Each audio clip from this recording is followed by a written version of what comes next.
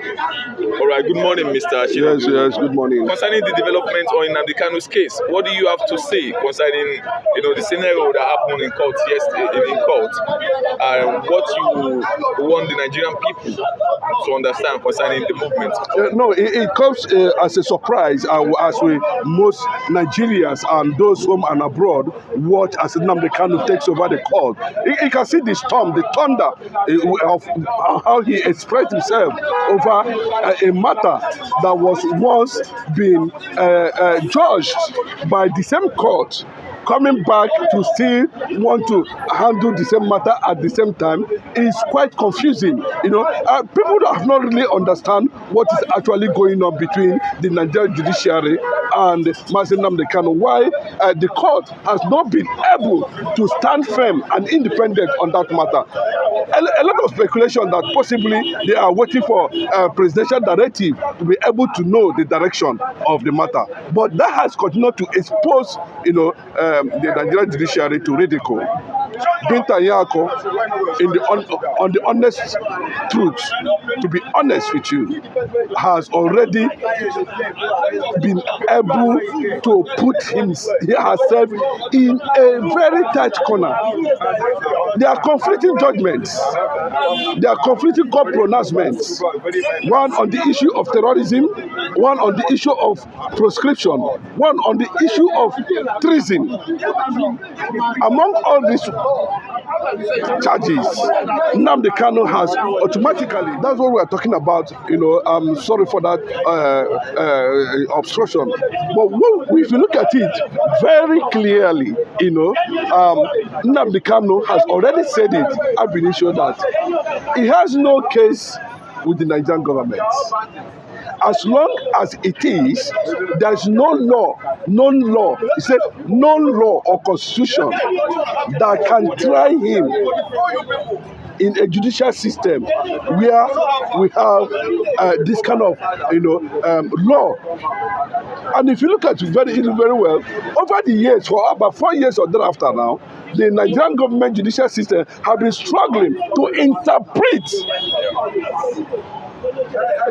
Kanu's case in the law court because, one, constitutionally, according to Nigerian constitution, self-determination is justified.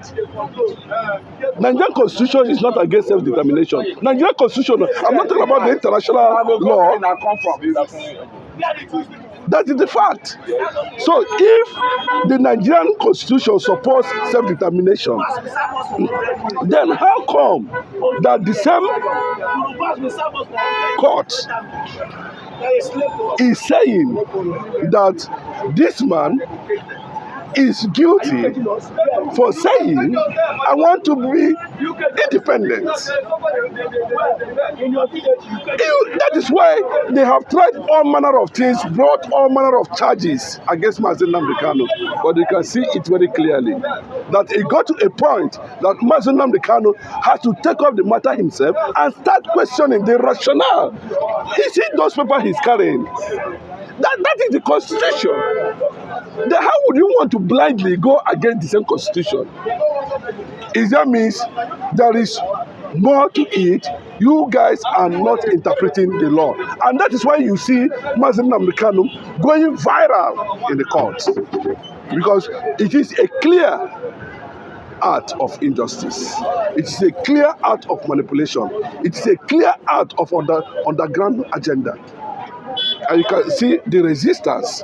And all over the world, Nnamdi Kanu was held for that bravery, for standing against demonic judiciary. He stood against it. And they've not been able to interpret. And the woman you are saying today, some time ago, said that Nnamdi Kanu is innocent. Nnamdi Kanu has gone through the process and he has been satisfied to be free, given bail. There was a recusal on that matter, and you still came back again from the back door, and you are insisting that you must preside over Nnamdi Kanu's case. You do not have that jurisdiction. That is the cost of the matter. So, Bintayako having understood that this is purely going to be another embarrassment on the side of the judiciary, decided to indefinitely adjourn it. What does that indefinite adjournment, suspension mean? It means they are going to go back behind the scene. The Nigeria Judicial Commission that this matter has already been reported to will now look at another way, come up with another plan to further administer the case. And remember, they are trying to push this matter to the Supreme Court, where they will finally pronounce Nnamdi Kanu dead. That's the plan. But I know that Bola Ahmed Tinubu is also contributing to this issue, because on all the plea from different nationalities about Nnamdi Kanu, both home and abroad, and Tinubu, that knew what to do, instructed the Attorney General, the Chief Justice of the Federation, to withdraw the case, the charges against Mazi, and that's the end of it. But he decided to keep quiet. Well, whatever happens, if Mazi Nnamdi Kanu die, a lot of people are saying that nothing will happen. And I pray that nothing will happen. But let Nnamdi Kanu go and die. As simple as that. That's the fact. So talking about the judge, Nnamdi Kanu said in court that she cannot prescribe a case before him because even the husband and the son are facing, fraud charges presently. Of course. Are they going to exchange Nnamdi Kanu's fate with, is that what they want? Or did they enter any form of bargain that once you kill him as Nnamdi Kanu, then you will set your husband and the son free? Is that a bargain? Is that why Bintayako is insisting on presiding over the matter? But that's the development. That's what it means. That somebody that came from a corrupt system presiding over a system that is clearly seen as a normal thing within the ambit of law of humanity, that people have right to ask for freedom. Then you brought somebody whom the husband is facing. Nnamdi Kanu did not steal from anybody, and Nnamdi Kanu is asking them, in your own constitution, self-determination is a right. And that is what I'm doing. What crime did not? That's why he said nobody should come and beg for him. But you can see that Bola Ahmed Tinubu need to wait for directive from Buhari and the Fulani government to be able to know whether maybe they entered a deal. Nobody knows.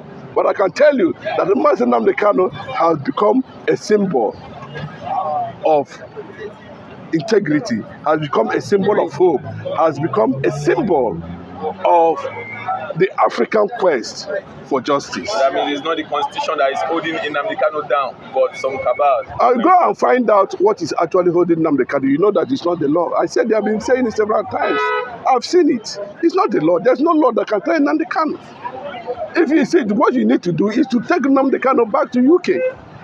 As simple as that. Where he was kidnapped. They know where it is being claimed that the crime was committed. Or you take him to the east where the crime was committed. As simple as that. Why then keeping him in DSS custody where he's supposed to be in prison? So it is a factor, and it is something that is thrown to everybody to look into. All right, thank you very much.